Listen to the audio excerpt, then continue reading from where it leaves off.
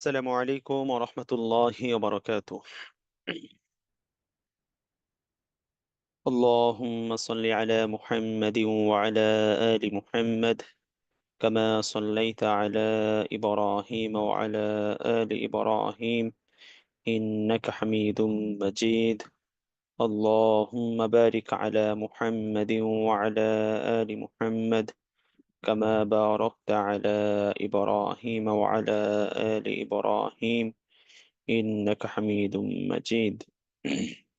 ربي زدني علما ربي زدني علما ربي زدني علما. ربي اشرح لي صدري ويسر لي أمري واحلل عقدة من لساني يفقه قولي وبك نستعين يا مستعان. ربي يسر ولا تعسر وتمم علينا بالخير. আলহামদুলিল্লাহ, শুকরিয়া আদায় করি রব্বে কারিমের দরবারে, যিনি আমাদেরকে আমাদের ধারাবাহিক দার্সে আকীদায় যথাসময়ে উপস্থিত হওয়ার তৌফিক নসিব করেছেন। এই জন্য আমরা সবাই কালিমাতুশ শুকর আদায় করি আলহামদুলিল্লাহ। আল্লাহ তাবারক ওয়া তাআলা সকল ভাইকে কেমন রেখেছেন? যে আমার কথা কি স্পষ্ট শোনা যায়? জি ওস্তাদ জি। আচ্ছা।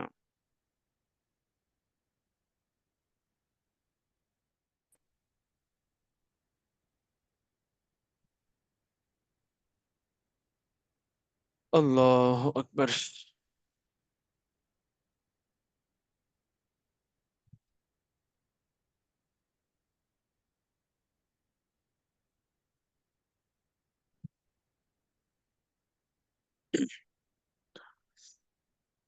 ঠিক আছে, তো আমরা কাল বিলম্ব না করে চলে যাব আজকে দার্সের আলোচনায়। সময় সীমিত। আজকে হলো আমাদের সপ্তম মডিউল থেকে আলোচনা। আর আপনারা হয়তো পূর্বেই ইতিমধ্যে অবগত হয়েছেন, আপনাদের সিটি ক্লাস টেস্টে প্রথম 7টি মডিউল, 1 নম্বর মডিউল থেকে নিয়ে 7 নম্বর মডিউল পর্যন্ত এখান থেকে প্রশ্ন আসবে। প্রথম 7টি মডিউল আপনাদের পরীক্ষার প্রশ্নের জায়গা, এখান থেকে আপনাদের প্রশ্ন আসবে। তো এই জন্য আজকের মডিউল সহকারে এই 7টি মডিউল আপনারা খুব ভালোভাবে এক্সামের জন্য প্রিপারেশন নেবেন ইনশাআল্লাহ। আসন্ন ক্লাস টেস্টের প্রশ্নগুলো আপনারা এই 7টার মধ্যেই পাবেন ইনশাআল্লাহ তাআলা। অগ্রিম কি প্রশ্ন ফাঁস করে দেবো ভাই কিছু? হ্যাঁ। ওস্তাদ জি, হ্যাঁ আপনি যদি মুনাসিব মনে করেন তাহলে অবশ্যই আমরা অনেক কৃতার্থ থাকবো জি। আচ্ছা, ঠিক আছে, আমি সবচেয়ে ইম্পর্টেন্ট একটা প্রশ্ন ফাঁস করে দিচ্ছি। আপনাদের 1 থেকে 7 নম্বর মডিউল পর্যন্ত যা পড়া হয়েছে এর মধ্য থেকে প্রশ্ন আসবে, এর বাহির থেকে একটা প্রশ্ন আসবে না। বুঝতে পেরেছেন? অসাধারণ ওস্তাদ জি, জি খুবই দারুণ ভাবে বলেছেন জি। 1 থেকে 7 নম্বর মডিউল, এখান থেকে এর বাহির থেকে প্রশ্ন আসার কোনো চান্স নেই ইনশাআল্লাহ। আপনারা এটা নিয়ে কোনো আপসেট হবেন না বা এটা নিয়ে খুব বেশি ওয়ারিড হওয়ার কোনো কারণ নেই যে না জানি ওস্তাদ আবার আউট অফ দা মডিউল থেকে আমাদের কোনো কোয়েশ্চেন আসবে কিনা বা out of the class topic থেকে কোনো প্রশ্ন আসবে কিনা, এই ধরনের কোনো বিষয় নেই। হ্যাঁ, একেবারে নিশ্চিত যে এই 7টা মডিউল থেকে প্রশ্ন আসবে ইনশাআল্লাহ। জি অনেক ধন্যবাদ। আল্লাহ আকবার। আচ্ছা, যেহেতু একটা ফাঁস করে দিয়েছি, বাকিগুলো আপনারা নিজেরা দেখে নেবেন ইনশাআল্লাহ, সমস্যা নেই। আচ্ছা, ঠিক আছে, তাহলে আমরা শুরু করি আজকের আলোচনা। আজকের একটা গুরুত্বপূর্ণ টপিক।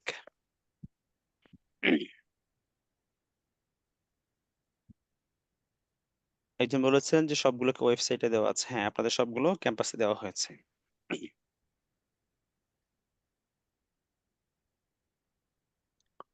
সাধারণত আমরা আমাদের জায়গা থেকে অনেক সময় মনে করি যে একজন ব্যক্তি জাস্ট লা ইলাহা ইল্লাল্লাহ বলছে তো সেই মুসলিম হয়ে গেছে, তাই না ভাই? একজন জি, ব্যক্তিকে লা ইলাহা ইল্লাল্লাহ বলতে শুনলেই আমরা মনে করি যে সে কি মুসলিম। কিন্তু একজন ব্যক্তি আল্লাহ তাবারক ওয়া তাআলার কাছে পূর্ণাঙ্গভাবে মুমিন মুসলিম হওয়ার জন্য এই কালিমার বেশ কিছু কন্ডিশনস আছে, বেশ কিছু শর্ত আছে। এই শর্ত সহকারে যদি কোনো ব্যক্তি কালিমাতুত তাওহীদকে স্বীকার করে তাহলে সে মুমিন মুসলিম হতে পারবে, অন্যথায় সে মুমিন মুসলিম হতে পারবে না। জাস্ট একজন ব্যক্তি মুখে ওয়ার্ডলি সে বলল লা ইলাহা ইল্লাল্লাহ মুহাম্মাদুর রাসূলুল্লাহ, তাহলে কি সে মুসলিম? না।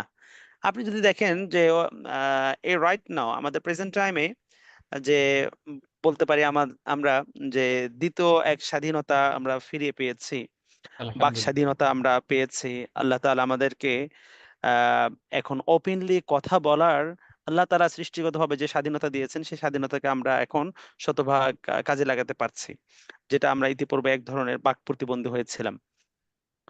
তো আমাদের এখানে যথেষ্ট যারা ফরেন কান্ট্রি থেকে আমাদের যে সকল রেমিটেন্স যোদ্ধা ভাইরা আছেন তারা তো ভূমিকা রেখেছেন, সেই সাথে বিশেষ জার্নালিস্ট হিসাবে বা বিভিন্ন আহ, মানে ইনফরমেশন দিয়ে বিভিন্ন সোশ্যাল মিডিয়াতে প্রতিবাদগুলো জানিয়ে আমাদের এই আন্দোলনটাকে আরো বেশি জোরদার করেছে যারা, তার মধ্যে অন্যতম প্রধান একজন ব্যক্তির নাম আপনারা কম বেশি সবাই জেনে থাকেন, জেনে আছেন বা জানেন, পিনাকি ভট্টাচার্য, তাই না?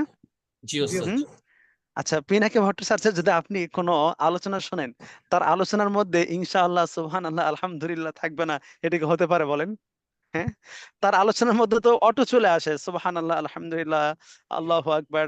বিশেষ করে হৃদয় খুব আঁচ করেছে তার একটা আলোচনা, যে হেফাজতে ইসলাম 2013 সালে ওলামায়ে কেরামের উপরে যে নির্বিচারে নির্মমভাবে পাশবিকভাবে যে নির্যাতন চালা হয়েছিল, এবং সেখানে অসংখ্য উলামা তোলাবা যারা শাহাদত বরণ করেছিলেন, এর পরবর্তী যেই সে ভিডিওগুলো দিয়েছিল, সে ভিডিও করতে গিয়ে মানে এটা জাস্ট শো অফের জন্য না, আসলে তো কিছু বিষয় দেখা যায় যে বোঝা যায় যে আসলে এটা কি মানে রিয়ালিটি নাকি এটা আসলে শো অফের জন্য করছে। তো মানে রিয়ালিটি থেকে সে প্রচুর কান্না করেছিল বা ভেঙে পড়েছিল এই বিষয়গুলো প্রকাশ করতে গিয়ে।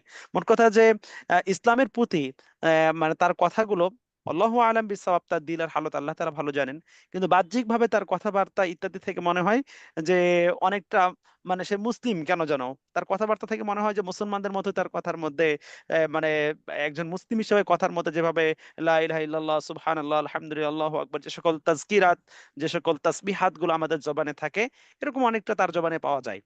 তাই এবং বলে কি ওস্তাদ আমরা পাশাপাশি তার হচ্ছে যে মুক্তিযুদ্ধ এবং ইসলাম একটা বই আছে, এই বইটা পড়লে যদি ওনার নাম না দেখে কেউ বুঝবে না যে এটা মুসলমান লিখেছেন নাকি একজন হিন্দু লিখেছেন। ও মাশাআল্লাহ, খুব ইন্টারেস্টিং। আমি এটা বইটা পড়ি না অবশ্য, বইটা পড়ার সুযোগ হয়নি, দেখি আগামীতে যদি আল্লাহ তৌফিক দেয় পড়বো। কি বইয়ের নাম বললেন? মুক্তিযুদ্ধ মুক্তিযুদ্ধ এবং ও ইসলাম। ইসলাম, জি। এবং এটাকে বলা হয় আমরা যত মুক্তিযুদ্ধ সম্পর্কে যারা বই লিখেছেন, যেরকম একাত্তরের দিনগুলি বা অন্যান্য যে বইগুলো, তার হুম। থেকে মোস্ট অথেন্টিক একটা বই হিসেবে ইতিহাসবিদরা এটাকে ভোট দিয়েছেন যে এই বইটা মোটামুটি অথেন্টিক হিসেবে গ্রহণ করা যেতে পারে। মাশাআল্লাহ মাশাআল্লাহ তাবারাকা ওয়া তাআলা, বারাকাল্লাহু ফিকুম। আপনার কাছ থেকে এই ইনফরমেশনটা পেলাম, হায়াকাল্লাহ।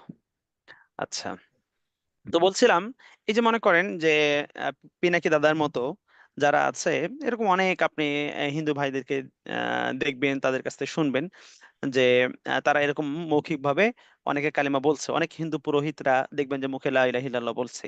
তো লা ইলাহা ইল্লাল্লাহ শুধু জবানে বলার দ্বারাই আমরা কি তাকে মুসলিম বলবো? না। অনেক সময় দেখা যায় যে আমাদের অনেক দায়ী ভাইরা আমাদের দাওয়াতে বিভিন্ন কোর্স করার পরে যখন তারা ফিল্ডে গিয়ে ডিরেক্টলি যখন তারা দাওয়াত দেয়, হয়তোবা কথা প্রসঙ্গে একজন হিন্দুকে গিয়ে দাওয়াত দিচ্ছে, তো ওই হিন্দু ভাইকে বললেন যে দাদা আপনি আমার সাথে বলেন লা ইলাহা ইল্লাল্লাহ, তাহলে আপনি মুসলিম হয়ে যাবেন। বলেন আপনি আমার সাথে বলেন লা ইলাহা ইল্লাল্লাহু মুহাম্মাদুর রাসূলুল্লাহ।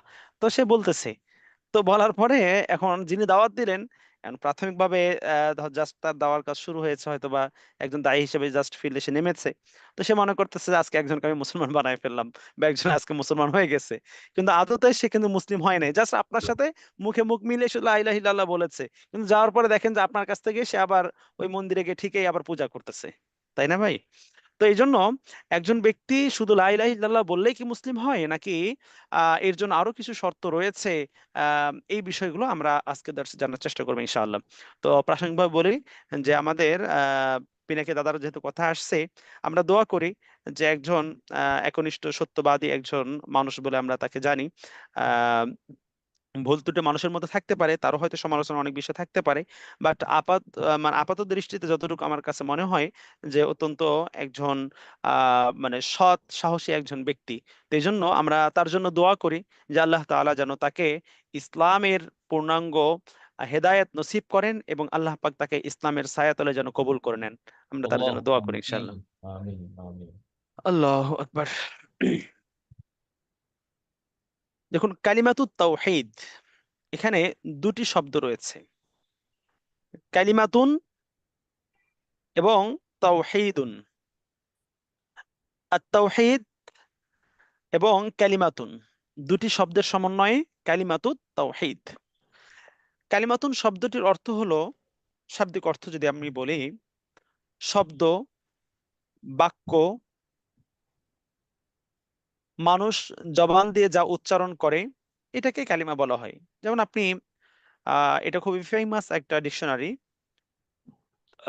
একটা উর্দু ডিকশনারি হলো, সরি আরবি ডিকশনারি, মিসবাহুল লুগাত। তো মিসবাহুল লুগাতের মধ্যে এখানে আপনার হচ্ছে কালিমাতুন শব্দটার অর্থ ধরা হয়েছে এরকম যে কালিমাতুন শব্দটা এক বচন, এর বহু বচন হলো কালিমাতুন। লফজ, লফজে মুফরাদ ইয়া মুরাক্কাব, जो इंसान बोले, মানে মানুষ জবান দিয়ে যা উচ্চারণ করবে, ইনসান जो बोले वही কালিমা है। মানুষ জবান দিয়ে যা উচ্চারণ করবে এটাকে কি বলা হয়? কালিমা বলা হয়। কালিমা। তো শাব্দিক অর্থের দিক থেকে শব্দ, বাক্য, মানুষের জবান থেকে উচ্চারিত যা কিছু হয় এগুলোকে শাব্দিক দিক থেকে কালিমা বলা হয়। আর আমাদের সমাজে যদি আপনি ইসলামের টার্ম থেকে পরিচিতির দিক থেকে বলেন, তাহলে কালিমা বলতে অ্যাজ ইউজুয়াল আমরা কালিমাতুত তাইয়্যিবা, কালিমায়ে তাইয়্যিবা লা ইলাহা ইল্লাল্লাহু মুহাম্মাদুর রাসূলুল্লাহ এটাকে বুঝে থাকি কালিমা বলতে, তাই না ভাই? জি আচ্ছা, ওস্তাদ জি। দ্বিতীয়ত আমরা আসি যে আত-তাওহীদ শব্দের অর্থ। আত-তাওহীদ এটা হলো অ্যারাবিক গ্রামারের দিক থেকে এটা মাসদার, একটা মূলত একটা ক্রিয়া, ফেল, একটা ভার্ব বলা যায়। এখান থেকে নির্গত ওয়াহাদা ইউওয়াহিদু তাওহীদান। তো তাওহীদ শব্দের শাব্দিক অর্থ হলো জাআলুশ শাইই ওয়াহিদান, কোনো একটি জিনিসকে একক হিসাবে নির্ধারণ করা। তাওহীদ শব্দের অর্থ কোনো একটি জিনিস বা বস্তুকে একক হিসাবে নির্ধারণ করা। তাওহীদ শব্দের অর্থ কি ভাই? কোন জিনিসকে একক হিসেবে নির্ধারণ করা। কোন একটা জিনিস বা বস্তুকে একক হিসাবে নির্ধারণ করা।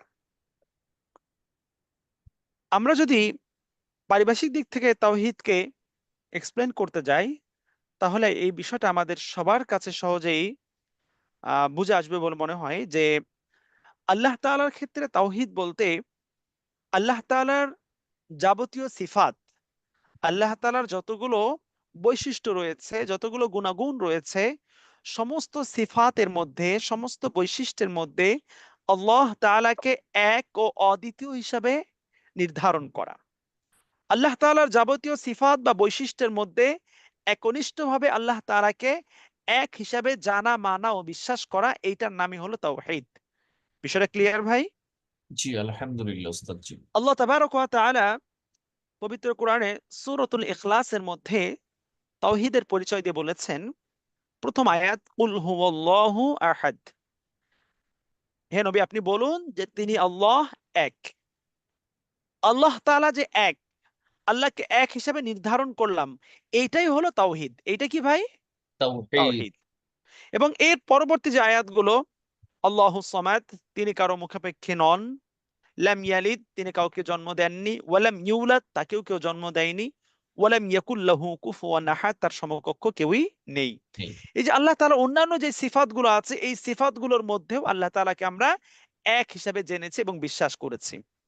তো আল্লাহ তাআলার যতগুলো সিফাত রয়েছে, যে তিনি সৃষ্টিকর্তা, তিনি রব, তিনি পালনেওয়ালা, তিনি আসমান ও জমিনের মালিক, তিনি এই পৃথিবীর মালিক, তিনি জান্নাতের মালিক, তিনি জাহান্নামের মালিক, তিনি সব কিছুর মালিক, রাজ্জাক, খালেক, মালিক হিসেবে আল্লাহ পাকের যতগুলো সিফাত আছে, সমস্ত সিফাতের মধ্যে আল্লাহ তাআলা হলেন এক, অদ্বিতীয়।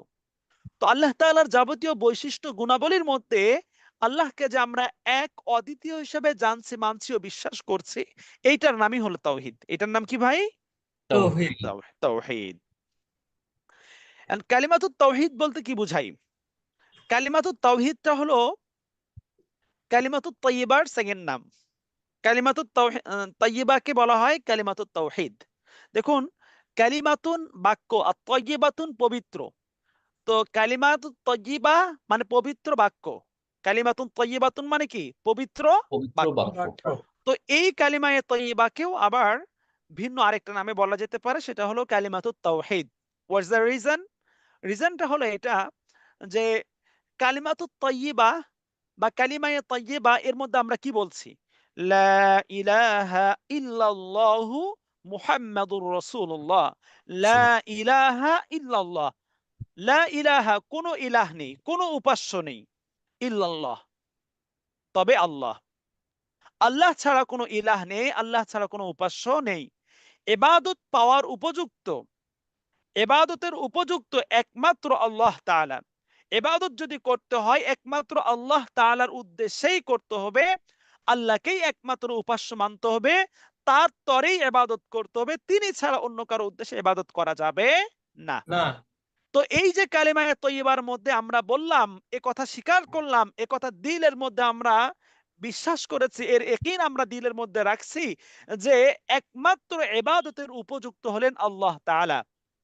যেহেতু এই বাক্যের মধ্যে আল্লাহ তাআলাকে এক হিসেবে নির্ধারণ করা হয়েছে, এই বাক্যের মধ্য দিয়ে আল্লাহ তাআলাকে এক ও অদ্বিতীয় হিসেবে আমরা স্বীকার করে নিয়েছি, এই কারণে এই কালেমাকে বলা হয় কালিমাতুত তাওহীদ।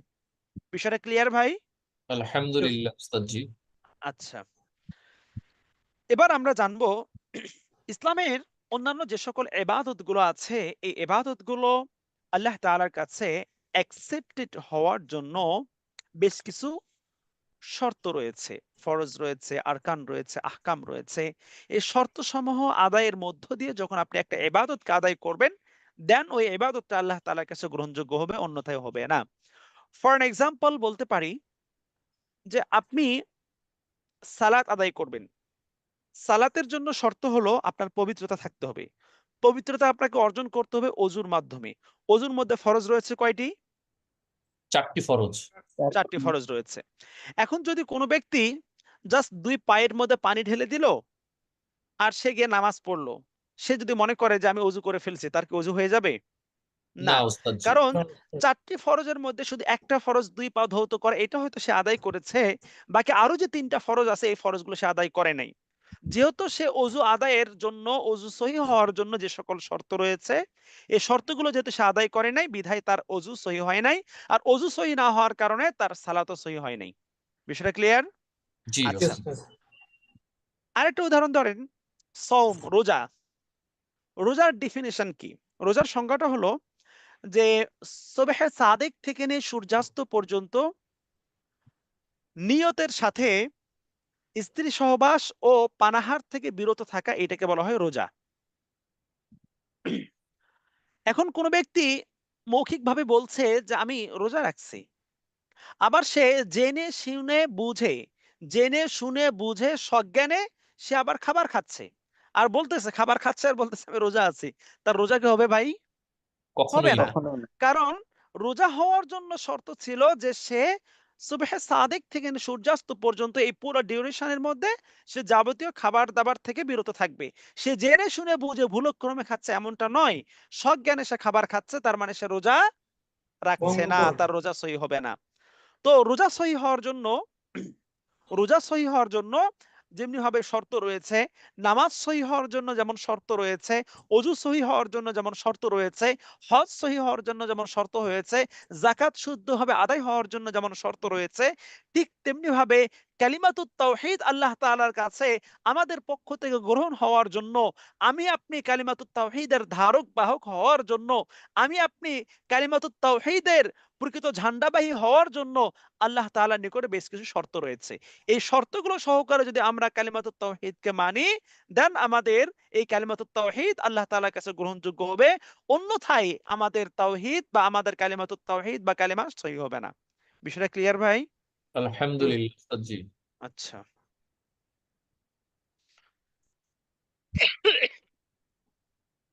আচ্ছা, আমার কথা কি ক্লিয়ার শোনা যাচ্ছে? আলহামদুলিল্লাহ শোনা যাচ্ছে একদম শোনা ক্রিস্টাল যাচ্ছে। ক্লিয়ার। আচ্ছা, আমার গলায় একটু ট্রাবল, একটু সাউন্ড যার কারণে মনে হচ্ছে যে শুনতে পাচ্ছেন কিনা, এই জন্য আর কি গলা একটু দেবে গেছে আর কি। আচ্ছা, বিসমিল্লাহ।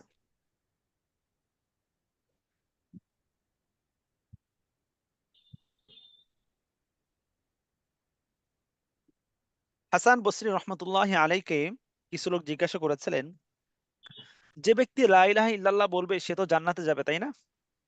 তো হাসান বসরি রহমতুল্লাহ আলাই বলেছেন, হ্যাঁ, যে ব্যক্তি লা ইলাহা ইল্লাল্লাহ বলবে এবং তার হক ও ফরজ সময় আদায় করবে সে জান্নাতে যাবে। যে লা ইলাহা ইল্লাল্লাহ বলবে এবং তার হক ও ফরজ সময় আদায় করবে সে জান্নাতে যাবে। বিষয়টা বুঝতে পারছেন ভাই? জি আল্লাহু আকবার। এটাকে আমরা আরেকটু সংক্ষেপে বলতে পারি। আমি কিন্তু জাস্ট সামারি হিসাবে সংক্ষেপে বলছি। বাকি ইন ডিটেইলস জানার জন্য আপনারা বিস্তারিত আপনাদের বইয়ের মধ্যেও রয়েছে এবং স্লাইড থেকেও আপনারা দেখে নিতে পারেন ইনশাআল্লাহ। আমরা সবাই জানি যে লা ইলাহা ইল্লাল্লাহ এটি হলো জান্নাতের চাবি। তাই না ভাই? জি লা ওস্তাদ, ইলাহা ইল্লাল্লাহ জান্নাতের চাবি। জান্নাতের চাবি।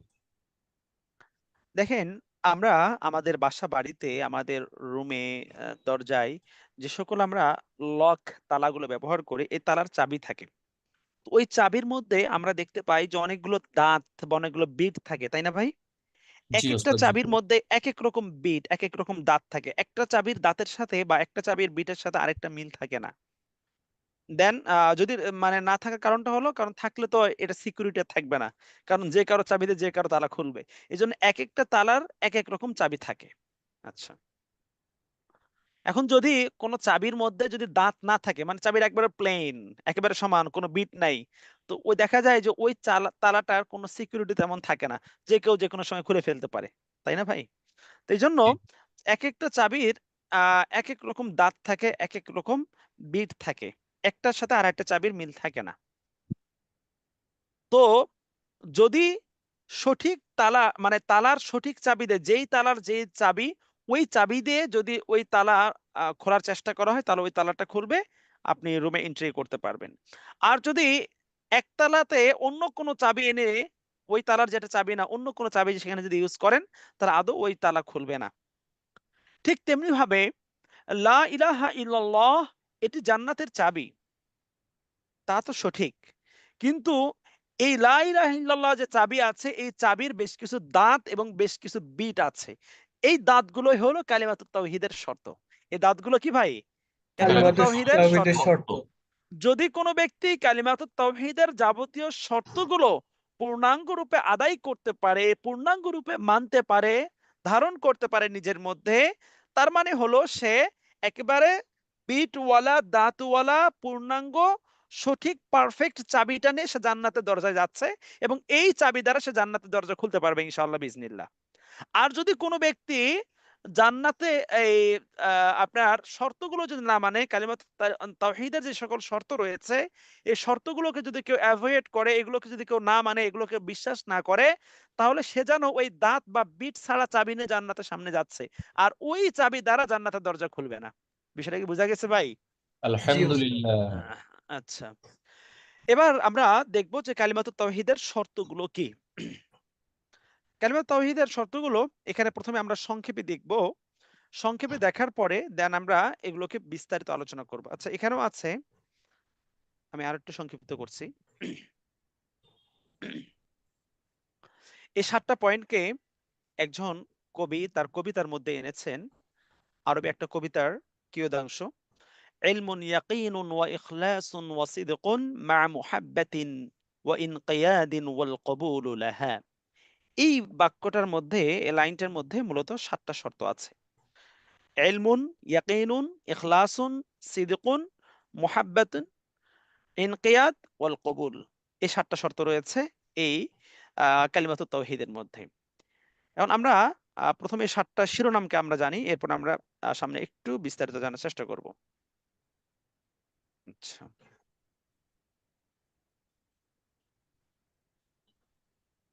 1 নম্বর হলো ইলমুন। ইলমুন অর্থাৎ কালিমাতুত তাওহীদের অর্থ ও দাবি জানা। কালিমাতুত তাওহীদের কি? অর্থ ও অর্থ ও দাবি অর্থ দাবি ও জানা। দাবি জানা। আমি যে কালিমাটা পড়ছি লা ইলাহা ইল্লাল্লাহ, এই কালিমার মধ্যে আল্লাহ সুবহানাহু ওয়া তাআলা কি বলছেন, এটার মধ্য দিয়ে আমি কি বিষয়ের স্বীকারোক্তি দিচ্ছি, কোন বিষয়ের স্বীকারোক্তি দিচ্ছি, এই বিষয়টা আমার উপলব্ধিতে থাকতে হবে, এটা আমার বুঝতে হবে। নাম্বার 2 ইয়াকিনুন। ইয়াকিন মানে দৃঢ় বিশ্বাস। এই কালিমার যে অর্থটা আমি জানলাম এটাকে দৃঢ়ভাবে বিশ্বাস করতে হবে। নাম্বার 3 ইখলাস, অর্থাৎ কালিমার যে দাবি এবং অর্থ আমি জেনেছি, কালিমার এই অর্থটাকে দৃঢ়ভাবে বিশ্বাস করব পূর্ণ ইখলাসের সাথে। কিভাবে? পূর্ণ ইখলাসের সাথে বিশ্বাস করব, কোন ধরনের লৌকিকতা ছাড়া আমি এই অর্থ এবং দাবিকে বাস্তবায়ন করার চেষ্টা করব। নাম্বার 4, সিদকুন, অর্থাৎ সত্যারোপ করা। কালিমার যে অর্থটা আছে, কালিমার যে সকল দাবিগুলো আছে, এগুলোকে আমি সত্য আরোপ করব, এগুলোকে আমি সত্য বলে জানবো। 5 নাম্বার হলো মোহাব্বত করা। এই কালিমার মধ্যে যেই সত্তাকে সাব্যস্ত করা হয়েছে, তথা আল্লাহকে সাব্যস্ত করা হয়েছে, আল্লাহর রসুলকে সাব্যস্ত করা হয়েছে, এই সাব্যস্ত সত্তাকে মোহাব্বত, ভালোবাসতে হবে। 6 নাম্বার হলো ইনকিয়াদ, অর্থাৎ কালিমার সাব্যস্ত সত্তার প্রতি নিঃশর্ত আনুগত্য প্রদর্শন করতে হবে। 7 নাম্বার হলো কবুল, অর্থাৎ কালিমার অর্থ দাবিকে সানন্দে গ্রহণ করতে হবে। এই 7টা হলো কালিমাতুত তাওহীদের শর্ত। আসলে 7টা শর্তের মধ্যে কি বলা হচ্ছে এখন আমরা সামনে দেখব। দেখেন,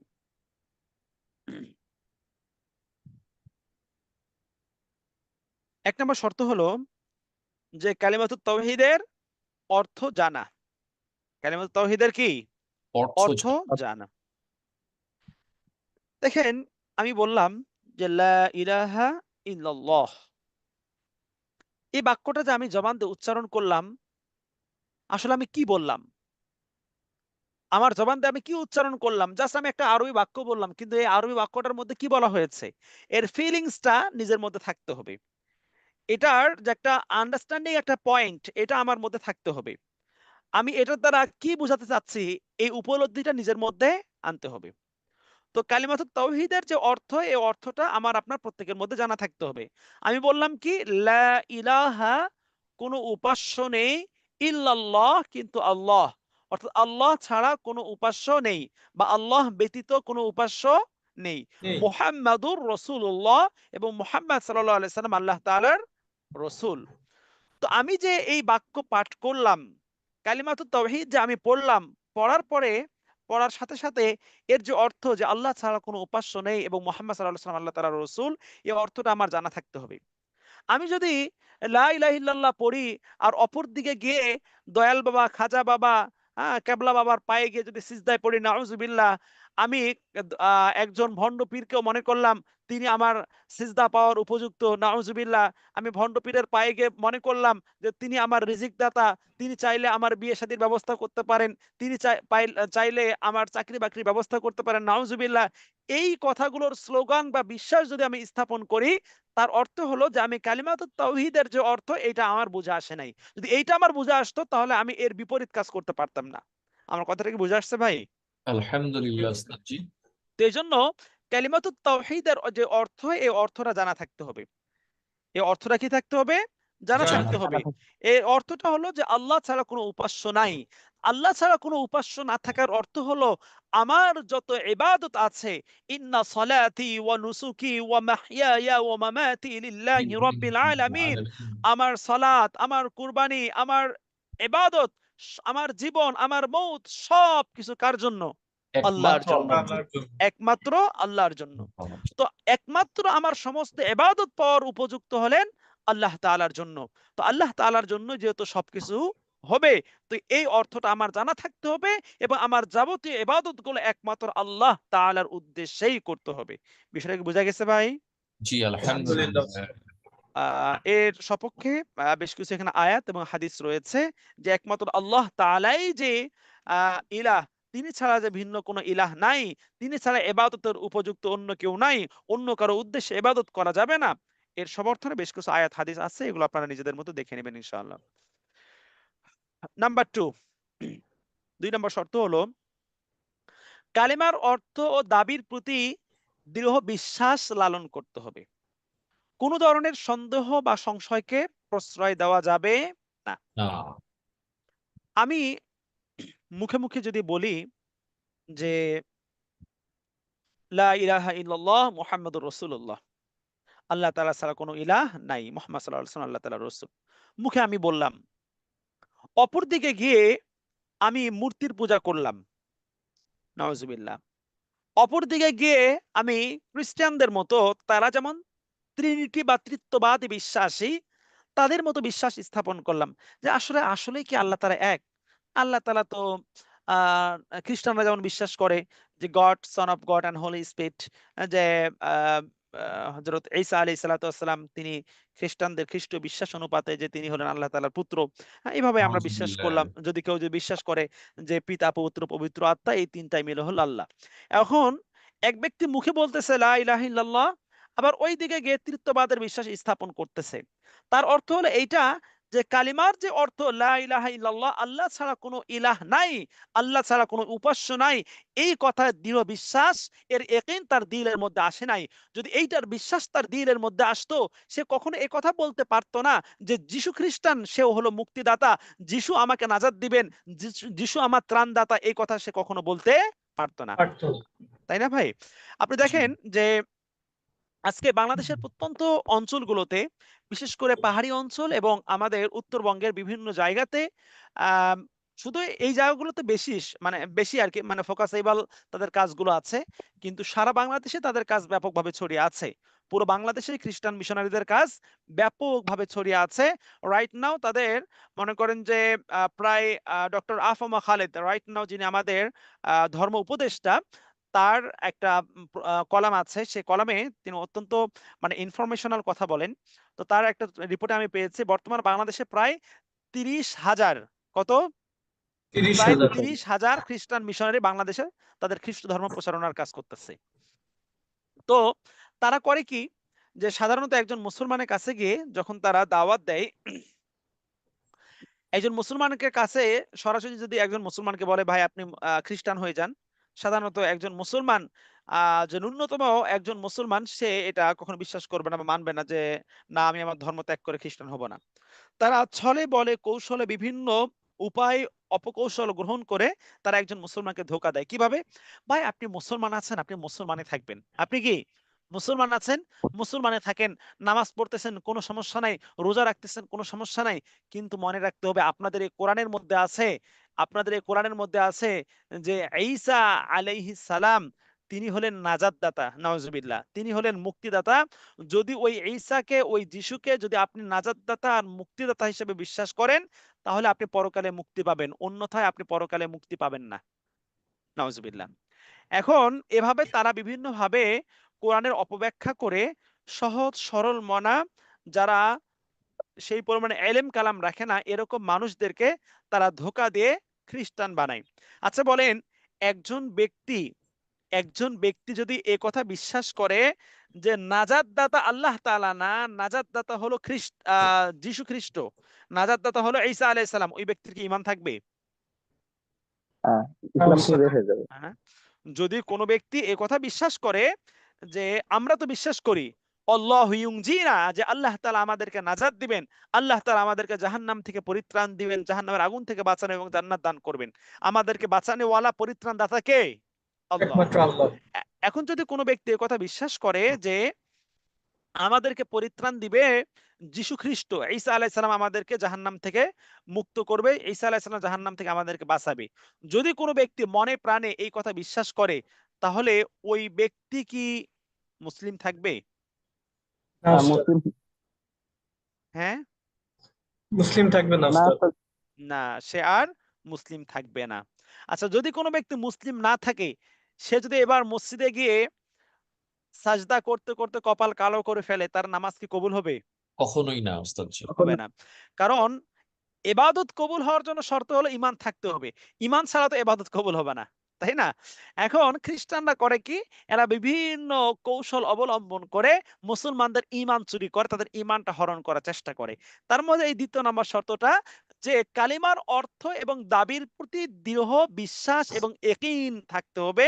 কোন ধরনের সন্দেহ বা সংশয় থাকা যাবে না। এখন যদি কোনো ব্যক্তি ইলম কালাম না থাকার কারণে যদি আ এই পয়েন্টের উপরে তার দৃঢ় বিশ্বাস না থাকে যে আল্লাহ তাআলা তিনি একমাত্র ইলাহ, তিনি একমাত্র নাজাত দাতা, তিনি একমাত্র পালনেওয়ালা, তিনি একমাত্র সৃষ্টিকর্তা, এই জায়গা থেকে যদি তার দৃঢ় বিশ্বাস না থাকে, কোনো সন্দেহ থাকে, না হতেও তো পারে আসলে যিশু হয়তো আমাদেরকে বাঁচাবেন, যেহেতু এরা বলতেছে যিশু আমাদেরকে মুক্তি দিবেন, ঈসাই আমাদেরকে মুক্তি দিবেন, আল্লাহ আমাদেরকে মুক্তি দিতে পারবেন না, এই কথা যদি কোনো ব্যক্তির দিলের মধ্যে বসায়, তার ঈমান থাকবে না, সে মুসলিম হতে পারে না। কথাটা কি বুঝে আসছে ভাই? আলহামদুলিল্লাহ উস্তাদ জি। আচ্ছা, তাহলে দ্বিতীয় শর্ত হলো কালিমার যে অর্থ, এটা অস্বীকার করা তো দূরের কথা, এ ব্যাপারে চুল পরিমাণ, বিন্দু পরিমাণ, জাররা পরিমাণ কোনো সন্দেহ সংশয় দিলের মধ্যে রাখা যাবে না। একমাত্র ইবাদতের উপযুক্ত আল্লাহ তাআলা, এই কথার দৃঢ় বিশ্বাস, দৃঢ় ইয়াকিন আমার আপনার অন্তরের মধ্যে থাকতে হবে। আল্লাহু আকবার। এবার আসি নাম্বার 3, কালেমার অর্থ দাবি পূর্ণ ইখলাস সহ গ্রহণ করা। পূর্ণ কি করা? ইখলাস ক্লাস সহ গ্রহণ করা। করা। আচ্ছা, ইখলাসের ডেফিনিশনটা কি?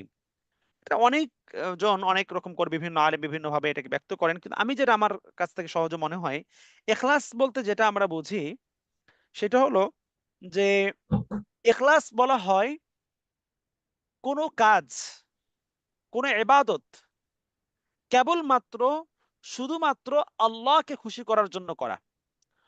পৃথিবীর অন্য কারো কাছ থেকে কোনো প্রতিদান, কোনো বদলা, কোনো বাহবা, কোনো প্রশংসা, কোনো ধরনের প্রতিদান পাওয়ার জন্য নয়, একমাত্র আল্লাহকে রাজি করার জন্য, একমাত্র আল্লাহকে খুশি করার জন্য, আল্লাহ তাআলার সন্তুষ্টি অর্জনের জন্যই যদি কোনো কিছু করা হয়, এইটাকে বলা হয় ইখলাস। এটাকে কি বলা হয় ভাই? ইখলাস ইখলাস বলা হয়। মহব্বতের সাথে। জি। এখন যদি কোনো ব্যক্তি বিশেষ সিচুয়েশনে উপরে উপরে নিজেকে সে কালিমাতুত তাওহীদের প্রবক্তা হিসাবে বা কালিমাতুত তাওহীদের ধারক বাহক হিসাবে দাবি করছে, কিন্তু তার দিলের মধ্যে, তার অন্তরে সে এটাকে পূর্ণরূপে বিশ্বাস করে নাই, তাহলে সেও পূর্ণ মুমিন হতে পারবে না। না। উদাহরণস্বরূপ বলি, মনে করেন একজন ব্যক্তি বর্তমান বাংলাদেশের চলমান যে প্রেক্ষাপট, যে পরিস্থিতির মধ্যে আমরা আছি, বিভিন্ন জায়গায়, যদিও বা ইসলাম এটা কোনোভাবে অ্যাপ্রিসিয়েট করে না, এটার সমর্থন আমরা কখনোই করছি না, যে আইন নিজের হাতে তুলে নিয়ে মানুষের উপরে জুলুম নির্যাতন করা, মারপিট করা, তাকে অপদস্থ করা, হেনস্থা করা, এটা ব্যক্তিগতভাবে যে যার মতো করে বিভিন্নভাবে করবে, এটা ইসলাম সাপোর্ট করে না। আইন নিজের হাতে তুলে না নেওয়া, এটা শাসকবৃন্দ তারা অপরাধীকে চিহ্নিত করে আইনের আওতায় তাকে শাস্তি প্রয়োগ করবে। এখন আহ, কিছুদিন পূর্বেই এদেশে যে সরকার কর্তৃক রাষ্ট্র পরিচালিত হয়েছে, তাদের যারা আমলারা আছে, তাদের যারা বিভিন্ন দায়িত্বশীল ব্যক্তিরা যারা আছে, এবং একেবারে নিম্ন শ্রেণী থেকে শুরু করে মানে উপর থেকে নিচ পর্যন্ত, আহ, জেলা, থানা, ওয়ার্ড, ইউনিয়ন পর্যায় পর্যন্ত যে বিভিন্ন দায়িত্বশীল ব্যক্তি, সভাপতি, সেক্রেটারি, হ্যাঁ, যুবলীগ, ছাত্রলীগ, বিভিন্ন দলীয় ব্যক্তিরা আছে, যখন ক্ষমতার পরিবর্তন হয়েছে, তো অনেক মানুষ এরকম যারা আগে হয়তোবা পূর্বের দলের বিশেষ দায়িত্ব পালনকারী একজন ব্যক্তি ছিল, কিন্তু হাওয়ার সাথে সাথে, অবস্থার সাথে সাথে, ওয়েদারের সাথে সাথে নিজেকে চেঞ্জ করে সে এখন নিজেকে হয়তোবা বিএনপি কিংবা সমন্বয়ক ছাত্রবৃন্দ তাদের হয়তো সাপোর্টকারী এরকম কিছু একটা দাবি করতেছে। মানে জি উপরে ওস্তাদ, উপরে এরকম সেই হয়েছে, এটা বেশভূষা, হয়েছে। জি এরকম এরকম হয়েছে। মানে থাউজেন্ড অফ এক্সাম্পল আমাদের আছে, তাই না? জি রিসেন্টলি একজন ওস্তাদ। ভাই আমাকে বললেন যে আমার পরিচিত আমার পরিচিত যুবলীগের 2 জন নেতা, তারা দেখি যে বিগত কয়েকদিন আগে যে পল্টনে বিএনপির যে সমাবেশ হলো, সেই সমাবেশের মধ্যে গিয়ে আমার নেতা তোমার নেতা জিয়া জিয়া বলে স্লোগান দিচ্ছে, অথচ জি তারা ছিল ওস্তাদ। যুবলীগের নেতা। হ্যাঁ, তো জি এই যে এই ধরনের যে অবস্থাটা আমরা দেখতেছি, এটা হলো কি, যে উপরে লেবাস চেঞ্জ করা, উপরে কি চেঞ্জ করছে, লেবাস চেঞ্জ করছে, পোশাকটা চেঞ্জ করছে, কিন্তু তার দিলের মধ্যে সে যেই দলের সেই দলেরই কিন্তু রয়ে গেছে, তাই না ভাই? তো জি এইটার নাম ওস্তাদ। হলো লৌকিকতা, রিয়া। এটার নাম কি? লৌকিকতা, রিয়া। ইয়া রিয়া, রিয়া শব্দের অর্থ হলো যে শো অফ করা, মানুষকে দেখানো, লৌকিকতা করা, মানুষকে দেখানোর জন্য। মোট কথা সংক্ষেপে আমরা 2 শব্দ যদি বলি, যে এরকম বলা যায়, মুখের মধ্যে এক কথা, দিলের মধ্যে আরেক কথা। মুখ এবং দিল, জবান এবং দিলের মধ্যে মিল নাই। বিষয়টা বুঝতে পারছেন ভাই? জি জবানের মধ্যে এবং দিলের মধ্যে কি নাই, কোনো মিল নাই। মিল। এইটাই হলো আপনার রিয়া। আচ্ছা, তো কালিমার তৃতীয় শর্তটা হলো যে ইখলাসের সাথে, পূর্ণ ইখলাসের সাথে আপনার কালিমার যে অর্থ এবং দাবি এটাকে গ্রহণ করতে হবে। একেবারে পূর্ণ ইখলাসের সাথে এটাকে গ্রহণ করতে হবে। লৌকিকতা করে মানুষকে দেখানোর জন্য এটা করা যাবে না। আল্লাহ তাআলা মাফ করুন। আল্লাহ তাআলা তার প্রকৃত অবস্থা জানেন। বাহ্যিকভাবে আমরা কি দেখতে পাই, একজন ব্যক্তি মানে খুব কলিজা আমার নেড়ে উঠছিল তার এই কথাটা শোনার পরে, যে মানে কোরআনের মধ্যে তেমন ভুল নাই, তবে কোরআনের মধ্যে কিছু ভুল আছে, তবে বেশি সমস্যাটা হলো হাদিস নিয়ে। জি, দরবেশ বাবা। হ্যাঁ, দরবেশ বাবা, তাই না? আচ্ছা, এই দরবেশ বাবা তার নামাজ পড়ানোর একাধিক দৃশ্য আমি দেখছি, একাধিক জায়গাতে তার আমি মনে করেন যে নামাজ পড়ানোর অবস্থা মানে ভিডিও দেখছি যে তিনি নামাজ পড়াচ্ছেন। বিশেষ এরকম সংগঠনের একজন, উনি কিন্তু নেতা ওস্তাদ জি, উনি একটা বিশেষ আচ্ছা সংগঠনের। আচ্ছা যাক, সেদিকে আর না যাই, স্পেসিফিক ভাবে আমরা ওইদিকে আর মেনশন না করি। তো যাই হোক আর কি, আর দরবেশ বাবা মনে করেন একজন বিশাল বড় জাননেওয়ালা মানুষ দাবি করতেন নিজেকে, তাই না? জি, মানে বিভিন্ন তাদের প্রোগ্রাম, বিভিন্ন সেমিনার সিম্পোজিয়ামে পার্টিসিপেট করতেন, সেখানে বিশেষ ধর্মীয় আলোচক হিসেবে আলোচনা পেশ করতেন।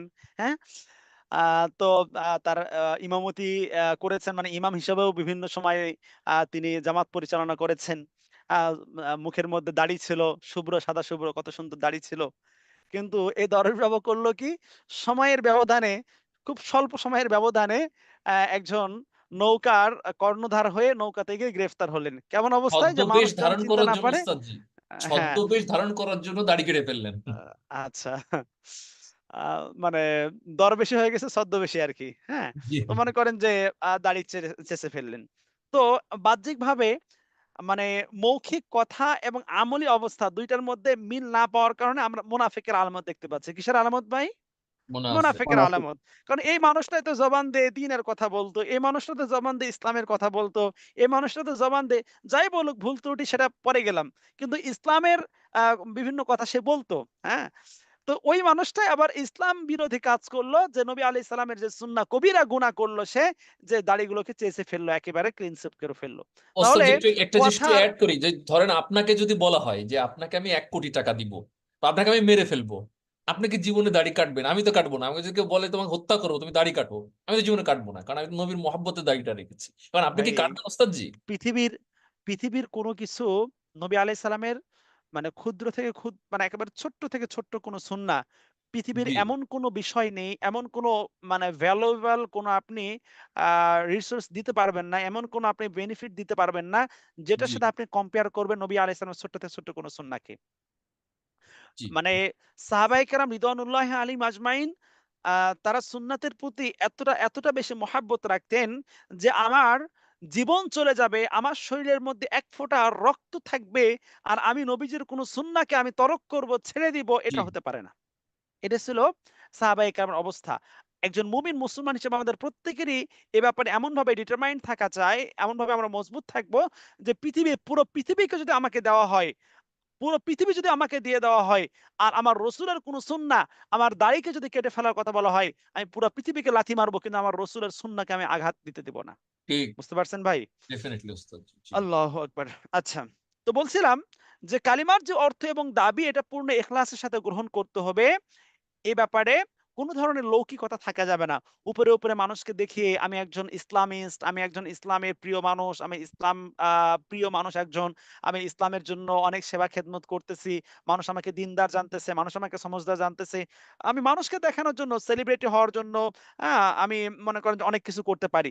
কিন্তু আমার দিলের মধ্যে কি আছে আল্লাহ তাআলা কিন্তু ভালো করে জানেন। যদি আমার দিলের মধ্যে থাকে যে আমি গায়রুল্লাহকে খুশি করার জন্য, সমাজকে খুশি করার জন্য, সমাজের নেতা বা নেত্রী হওয়ার জন্য, সমাজের মধ্যে সেলিব্রিটি ব্যক্তি হওয়ার জন্য, দেশের মধ্যে ফেমাস পারসন হওয়ার জন্য যদি আমি কোনো কাজ করি, তাহলে এটাকে বলা হবে শিরক, এটা হবে রিয়া। এটা কি ভাই? রিয়া। তো জি। এইজন্য আমি যে জবানে স্বীকার করছি লা ইলাহা ইল্লাল্লাহ, আল্লাহ ছাড়া কোনো ইলাহ নাই, এটাকে আমাকে ইখলাসের সাথে গ্রহণ করতে হবে। এই জায়গাতে কোনো ধরনের লৌকিকতা থাকা যাবে না। আমি মুখে যেমন বলতেছি আল্লাহ ছাড়া কোনো ইলাহ নাই, আমার দিলের মধ্যে থাকতে হবে আল্লাহ ছাড়া কোনো ইলাহ নাই, একমাত্র আল্লাহ তাআলা তিনি হলেন উপাস্য। বিষয়টা ক্লিয়ার ভাই? আলহামদুলিল্লাহ ওস্তাদ জি, নাম্বার চমৎকার। 4 হলো নাম্বার 4 হলো যে কালিমার অর্থ দাবিকে সত্য জানা। কালিমার অর্থ এবং দাবিকে কি জানা? সত্য সত্য জানা। জানা। এটাকে মিথ্যা বলার কোনো অবকাশ নেই। আমি যা মুখে বলছি লা ইলাহা ইল্লাল্লাহ মুহাম্মাদুর রাসূলুল্লাহ, এটাকে আমি চিরন্তন সত্য হিসেবে জানবো। এটাকে কখনো আমি মিথ্যা মনে করতে পারবো না। আমি আমাদের মুসলমানদের সমাজে বা মুসলিম সমাজে এসে বললাম লা ইলাহা ইল্লাল্লাহ। আবার অপরদিকে হিন্দুদের সাথে গিয়ে তাদের পূজার সময় তাদের সাথে মিলেমিশে গিয়ে বললাম, আরে মুসলমানেরা ধর্মান্তর ওরা অনেক কিছুই করে, এগুলোর সাথে কোনো যায় আসে না। আমরা তোমাদের সাথে আছি, ধর্ম যার যার উৎসব সবার। তার ঈমান নাউযুবিল্লাহ। থাকবে ভাই? হ্যাঁ? না, কখনোই না, না। তার ঈমান থাকবে না। তো এজন্য কালিমার অর্থ এবং দাবি এটাকে সত্য বলে জানতে হবে। আমি যে বললাম আল্লাহ ছাড়া কোনো ইলাহ নাই, আল্লাহ ছাড়া কোনো উপাস্য নাই, এটাকে আমি সত্য হিসেবে জানছি। এর মধ্যে মিথ্যার একেবারে বিন্দু পরিমাণ, যাররা পরিমাণ কোনো লেশ মাত্র থাকতে পারে না। এটাকে আমি চূড়ান্ত সত্য হিসেবে বিশ্বাস করব এবং দিলের মধ্যে এটাকে আমি স্থান দেব। এটাকে মিথ্যা বলার কোনো সুযোগ নাই। নাম্বার 5, কালেমা সাব্যস্ত সত্তাকে মোহাব্বত করা। কালেমা সাব্যস্ত সত্তা তথা আল্লাহ তাআলাকে এখানে সাব্যস্ত করা হয়েছে। আল্লাহ তাআলার রাসূলকে সাব্যস্ত করা হয়েছে। লা ইলাহা ইল্লাল্লাহ, আল্লাহ তাআলাকে সাব্যস্ত করা হয়েছে। মুহাম্মাদুর রাসূলুল্লাহ নবী আলাইহিস সালামকে সাব্যস্ত করা হয়েছে। এই সাব্যস্ত সত্তাকে মোহাব্বত করতে হবে। কি করতে হবে? মোহাব্বত করতে হবে।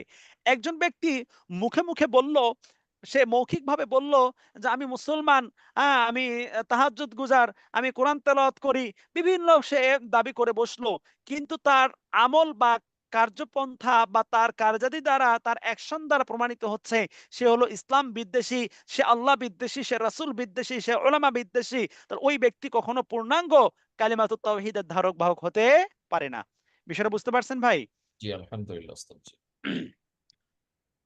দেখুন, মহাব্বত মহাব্বত আর ভালোবাসা এর দাবি হলো যে আমি যাকে মহাব্বত করি তার যা চাওয়া পাওয়া সেটাকে পূর্ণ করা। ছোট্ট একটা উদাহরণ দেই। মনে করেন একজন স্ত্রী স্বামীকে মহাব্বত করে, স্বামী স্ত্রীকে মহাব্বত করে, তাই না? জি, পারস্পরিক ভালোবাসার একদম। এক অটুট বন্ধন। এখন মনে করেন স্ত্রী বাচ্চারা স্বামীর কাছে বিভিন্ন সময় বিভিন্ন আশা ব্যক্ত করে, অনেক কিছু চায়। হয়তোবা স্বামী অফিস থেকে বাসায় ফিরতেছে, স্ত্রী ফোন করে বলছেন যে বাসা আসার সময় একটা আইসক্রিম নিয়ে আসেন বা একটা চকলেট নিয়ে আসেন, তাই না? বা একটা বার্গার নিয়ে আসবেন, হ্যাঁ? বা মনে করেন কোনো একটা খাবার, একটা পিজ্জা নিয়ে আসবেন, কোনো একটা খাবার সে নিয়ে আসতে বলল। তো স্বামী বেচারা স্ত্রীকে মহাব্বত করে, আমার ভালোবাসার স্ত্রী আমার কাছে চেয়েছে, তো স্বামী নিয়ে আসতেছেন। স্বামী কেন নিয়ে আসতেছেন? কারণ স্ত্রীকে তিনি মহাব্বত করেন। আর এই মহাব্বতের দাবি হলো আমি যাকে মহাব্বত করি তিনি আমার কাছে যা আবদার করবেন, আমার কাছে যা দাবি করবেন আমি সেটা পূর্ণ করব। তাই না ভাই? ডেফিনেটলি ওস্তাদ। আল্লাহ। প্রাসঙ্গিকভাবে এখানে বলি, এটা হাদিস দ্বারা প্রমাণিত কথা। নারীদেরকে নারীদের মধ্যে যে একটা অত্যন্ত পরিত্যাজ্য করার মতো একটা বদসিফত হলো, সবার মধ্যে না, তবে অনেকের মধ্যে আছে। সেটা হলো কাফুর। তারা হলো স্বামীর অকৃতজ্ঞ। তারা কি? স্বামীর স্বামীর অকৃতজ্ঞ। জি, নবী আলাইহিস সালামও যখন যা বলেছি। আহ জান্নাতে মেরাজে যখন গিয়েছেন তো ফিরে আসার পর বলছেন আমি নারীদেরকে দুটি কারণে তাদেরকে জাহান্নামে দেখেছি। মানে জাহান্নামে অধিকাংশ জাহান্নামীদের সংখ্যা ছিল নারীদের মধ্য থেকে। অধিকাংশ জাহান্নামে ছিল নারীরা। আর নারীরা জাহান্নামী হওয়ার কারণ ছিল দুটি কারণ। এক নম্বর হলো তারা স্বামীর অকৃতজ্ঞ, আর দ্বিতীয় হলো তারা চগলখোর। তারা কি? চগল। চগলখোর। একজনের কথা আরেকজনের কাছে লাগাবাজা করা ইত্যাদি, এই কাজটা। তো যাই হোক আর কি, যে কাজটা বলতেছিলাম স্বামীর অকৃতজ্ঞ।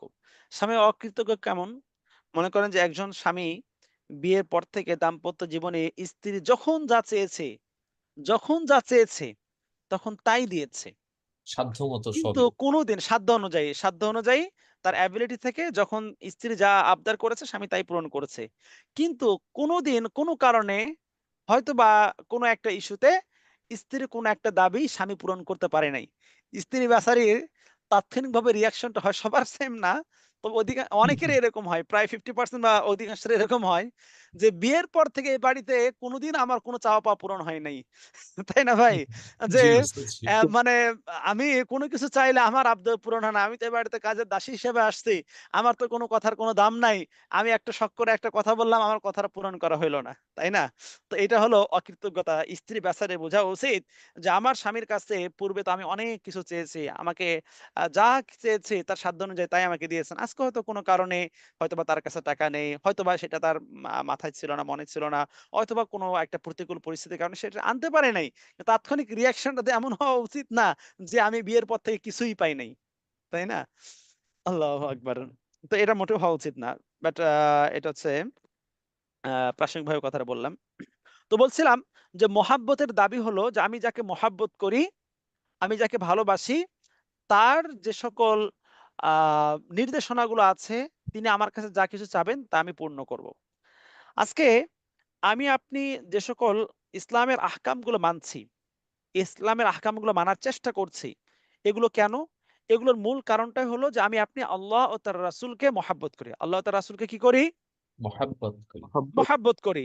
আল্লাহ তাআলাকে মহাব্বত করার কারণে আমি আজকে ইবাদতগুলো করতেছি। আমি ইবাদতগুলো করার মূল আমার একেবারে আ চূড়ান্ত যেই আমার লক্ষ্য উদ্দেশ্য সেটা কি?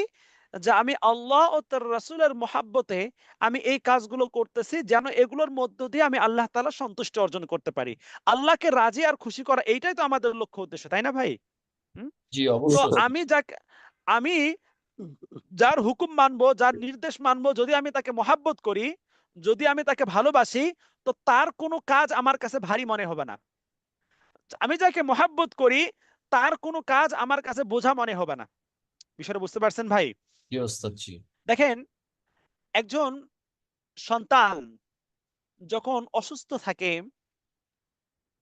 হয়তোবা হসপিটালে ভর্তি আছে, সন্তানের কোনো একটা অপারেশন হয়েছে, তো তার এই দুঃখের সময়, এই কষ্টের সময় দেখা যায় যে মা-বাবা তার সাপোর্ট দেন এবং তার পাশে থাকেন।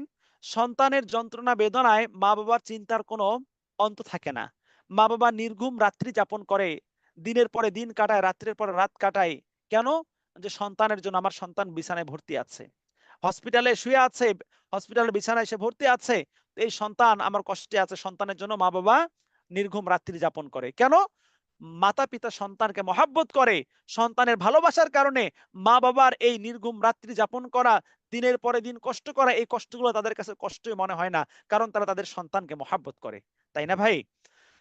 আল্লাহ তাআলা মহাব্বত বা ভালোবাসাকে ১০০ ভাগে ডিস্ট্রিবিউট করেছেন। কত ভাগে? ১০০ ভাগে। ১০০ ভাগের মধ্যে just 1% mohabbat has been distributed among the world creations. 1% মোহাব্বত পৃথিবীতে যত সৃষ্টি আছে সবার মাঝে ভাগ করে দেওয়া হয়েছে। কয় পার্সেন্ট? 1%। আজকে মাতা-পিতার সন্তানের প্রতি ভালোবাসা, সন্তানের মাতা-পিতার প্রতি শ্রদ্ধা ভালোবাসা, স্বামী-স্ত্রীর পারস্পরিক ভালোবাসা, পশু-পাখির একে অপরের প্রতি ভালোবাসা, যত ধরনের ভালোবাসার নিদর্শন হতে পারে পৃথিবীতে, এই সবকিছু হলো ওই 1% থেকে জাররা পরিমাণ আসছে তার থেকে ছুটাফাটা। বিষয়টা বুঝতে পারছেন ভাই? আর 99% মোহাব্বত আল্লাহ তাআলা নিজের কাছে রেখে দিয়েছেন। একবার চিন্তা করে দেখুন, ওই 90% 99% মোহাব্বত দিয়ে যখন আল্লাহ পাক আমাকে আপনাকে মোহাব্বত করতেছেন, তাহলে কি পরিমাণ মোহাব্বত আল্লাহ তাআলা আমাকে আপনাকে করতেছেন। আল্লাহু আকবার। আপনি যদি একটু চক্ষু দুটো বন্ধ করি, আমার আপনার কাছে মনে হবে যে আমি কত বড় গুনাহগার, কত বড় অপরাধী এটা আমি জানি। আপনি কত বড় গুনাহগার, কত বড় অপরাধী সেটা আপনি জানেন। চক্ষু দুটো বন্ধ করে যদি আমরা একটু খেয়াল করি, জীবনে কত গুনাহ করেছি, কত অপরাধ করেছি, কত ধরনের অন্যায় অনাচার করেছি, আল্লাহর কত হুকুমকে আমি অমান্য করেছি। এই চোখ দ্বারা কত মানে গুনাহের দৃশ্য দেখেছি। এই জবান দ্বারা কত মিথ্যা কথা বলেছি। কত ধরনের হারাম কাজের মধ্যে লিপ্ত থেকেছি। কত আ হারাম রিলেশন এর মধ্যে লিপ্ত থেকেছি। যা কিছু গুনাহ অপরাধ আমার আপনার দ্বারা সংঘটিত হয়েছে, এই সবগুলো আমার আপনার কাছে জানা আছে। আল্লাহ তাআলা যদি আমাদের একটা অপরাধের কারণে আমাদেরকে পাকড়াও করেন, আমাদের বাঁচার কোনো উপায় থাকবেন না। কিন্তু আল্লাহ তাআলা আজ পর্যন্ত আল্লাহ তাআলা আজ পর্যন্ত আমাদেরকে দুনিয়াতে বেঁচে রেখেছেন, আজ পর্যন্ত আমাদেরকে হায়াত দিয়েছেন, আজ পর্যন্ত আল্লাহ তাবারক ওয়া তাআলা আমাদেরকে দুনিয়াতে বেঁচে থাকার সুযোগ দিয়েছেন। এটা হলো আল্লাহ পাকের মহাব্বতের বহিঃপ্রকাশ। কিসের বহিঃপ্রকাশ ভাই? আল্লাহ আল্লাহ তাআলার তাআলা মহাব্বতের বহিঃপ্রকাশ, যে আল্লাহ আমাদের মতো গুনাহগার বান্দাদেরকে এখনো পর্যন্ত সুযোগ দিয়েছেন যে বান্দা তুমি দুনিয়াতে থাকো, এখনো সময় আছে, তুমি তোমার রবের কাছে সারেন্ডার করো, তুমি আমার কাছে ফিরে আসো, আমার কাছে তুমি তওবা করো। আল্লাহ পাক সুযোগ দিয়েছেন। তো এটা হলো ওই 99% মহাব্বতের নিদর্শন। দেখুন, সন্তান অপরাধের কারণে অনেক সময় পিতামাতা তাকে ঘরতাড়া করে, তাই না ভাই? হ্যাঁ, জি ওস্তাদ। সন্তান অপরাধ করার কারণে মা বাবা তাকে ঘর থেকে বের করে দেয়, তাকে ত্যায্য সন্তান পর্যন্ত করে ফেলে। একজন অফিসের এমপ্লয় অপরাধ করার কারণে অফিস ওনার তারা তাকে অফিস থেকে বের করে দেয়, তার জব রিজেক্ট করে দেয়, তাই না ভাই? হ্যাঁ, যে জি ওস্তাদ, জি। একটা দেখেন দেশের প্রধানমন্ত্রী আহ, আহ, যে ছিল শেখ হাসিনা, তার কত ভক্তবৃন্দ, হাজার হাজার লক্ষ লক্ষ তার অনুসারী, তার প্রতি এত শ্রদ্ধা, এত ভালোবাসা। হ্যাঁ, কোনো এক ইস্যুতে এসে তাকে দেশ থেকে তাড়িয়ে দিয়েছে, সে দেশ থেকে পালিয়ে গিয়েছে, তাই না ভাই? তো এই জি যে ওস্তাদ। মহাব্বত করার পরেও সামান্য কোনো ধরনের কোনো ক্লু পাইলে, কোনো ধরনের অপরাধ পাইলে, কোনো ধরনের অন্যায় পাইলে এর রিয়াকশনটা আমরা দেখতে পাই।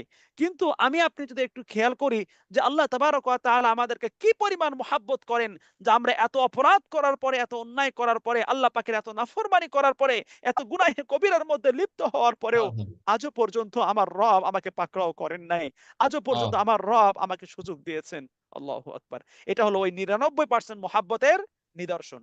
তো এজন্য আমি আল্লাহ পাকের হুকুম আদায় করব, সালাত আদায় করব, সিয়াম পালন করব, হজ আদায় করব, যাকাত প্রদান করব, এভরিথিং, ইসলামে যতগুলো রুলস ল যা কিছু আছে, এই সব কিছু আমার জন্য মানা কখনোই বোঝা বা কঠিন মনে হবে না, যদি আমার দিলে আমার রবের ভালোবাসা থাকে, আমার দিলে যদি আমার আল্লাহ তাআলার ভালোবাসা থাকে, আমার কাছে আল্লাহর হুকুম মানা কখনো আমার কাছে কঠিন মনে হবে না। বুঝতে পারছেন ভাই? এজন্য জি কালিমা সাব্যস্ত আলহামদুলিল্লাহ। সত্তা তথা আল্লাহ তাআলার মহাব্বত দিলের মধ্যে থাকতে হবে। বিষয়টা ক্লিয়ার ভাই? আলহামদুলিল্লাহ উস্তাদ। ওস্তাদ, জি। 6 নাম্বার পয়েন্ট হলো কালিমার অর্থ ও দাবি মনে প্রাণে গ্রহণ করা, তা প্রত্যাখ্যান করার বিপরীত। তার মানে এই বিষয়টা হলো যে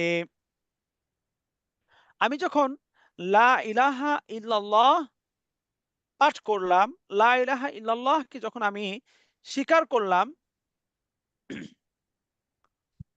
এর অর্থ হলো যে আল্লাহ তাআলার পক্ষ থেকে যত ধরনের আহকাম বা বিধিবিধান হতে পারে, সমস্ত বিধিবিধান আহকামকে আমি মনে প্রাণে গ্রহণ করলাম।